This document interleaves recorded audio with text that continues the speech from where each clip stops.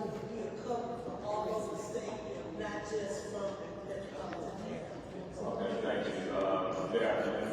Thank you for the correction. Good morning. I am Michael Hill, CEO and President of the Marketplace, and also represent the Southern Regional Economic Roundtable, which consists of Black chambers, elected officials, and community leaders throughout the Southeast. So at this time, I just wanted to, I saw some of our supporters from this great state of Alabama, Florida, Georgia, Mississippi, North Carolina, South Carolina, and Tennessee on the Zoom stream. So welcome. Thank you for attending and supporting this event. We are at this time impacting the southern regional states, so the 7 states and municipalities that we're covering. We have a strong focus on the historically underserved business zones throughout the region. And at this time, what we are focused on, of course, it being Juneteenth, and everybody is talking about Juneteenth, I want to state that equity is real. And so when we think about equity, we're thinking about equity leading with an economic focus, because we feel that all folks can be lived through economic needs and solutions. When we look at this piece of legislation, look at the title that they chose, which was Advancing Racial Equity and Support for Underserved Communities in the federal government. Beautifully titled, very intentionally titled.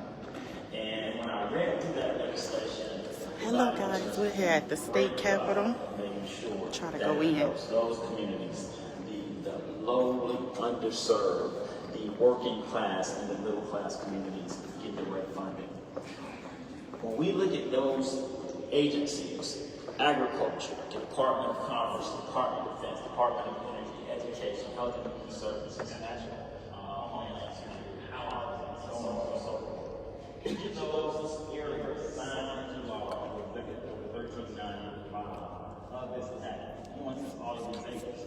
So what that means to the general public is that any federal dollars that are coming through the federal government to these agencies, the cities and municipalities, have to have an equity consideration. That is what these chambers that you're going to briefly hear and the challenges that they're making today. If you continue with my report from the last time, we talked about the disparities that have happened historically, particularly to the Black community, with over 400 years of economic and historically disappropriation of allocation of resources, which we have not been able to take advantage of during every economic downturn, during every stimulus opportunity. African Americans have been left out, and as a result of that, we have been less than 1 cent wealth within our families. That has to change. This opportunity with this $6.1 trillion total package that's coming through the community can make a difference. All we're asking and pleading for our elected officials to do is to prioritize the dollars that are coming down. The $1.9 trillion is supposed to go towards economic relief. Why are we seeing cities and municipalities put a majority of those dollars towards infrastructure projects? I'm all for infrastructure projects. I know communities need broadband. I know we need those things, but we have a package that's following this fall of $2.2 trillion. It may change a little bit, but it's gonna come. And those dollars will be project specific. The $1.9 trillion, cities and municipalities have been given discretionary opportunities to use those funds as they see fit. And our appeal to the community is to use those dollars to help nonprofits, businesses, create innovative programs within your community. Now, areas of approved dollars: food security, unemployment assistance, mental health services, child care services, youth services, educational support, rental assistance, mortgage assistance, economic development, public health, transportation, cleaning supplies, and health services are the core areas of interest. So at this time, what I would like for you to see is our region and some of the work that is going on with our Black chambers who are a part of our network. The Northeast Georgia region, can you introduce yourself? Shane Blackwell, President of the Northeast Georgia. Stay in the mic. Which mic is it? What's the number next to it? 7? 8. 8? Go ahead. I'm Shane Blackwell, President of the Northeast Georgia Black Chamber of Commerce. All right, Greater Augusta, remarks from you. That's Mike. Mike what? Mic number. Oh, she's coming.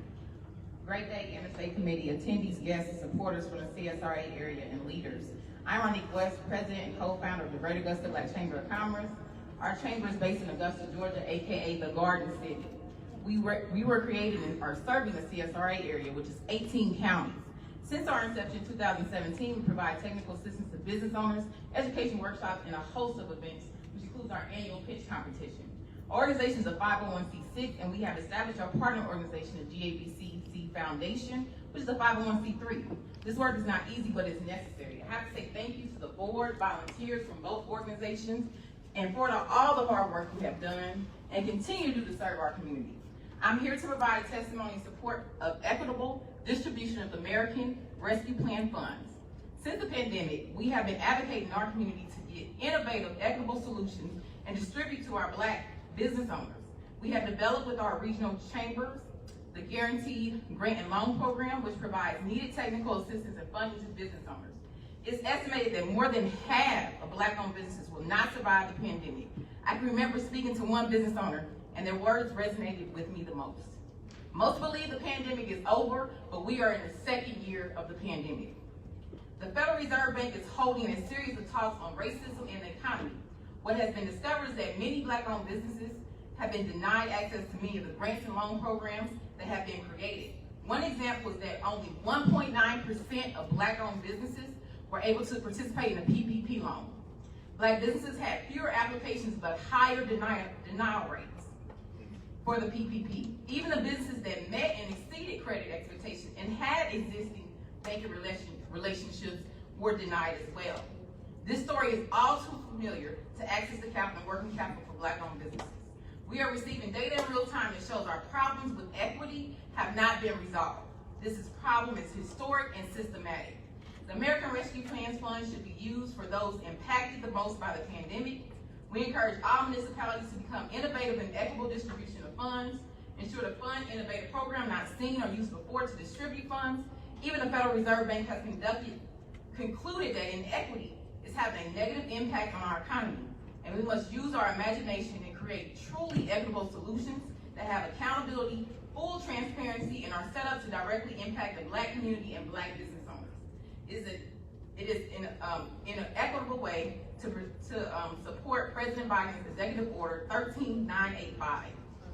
Thank you, Senator James and the committee, for putting this session together today. Thank you for your time today. We look forward as a collective body of Black chambers of commerce, Southern region, to giving support and work with our governor and our elected body to move towards equitable, innovative solutions for the Black community and Black business owners.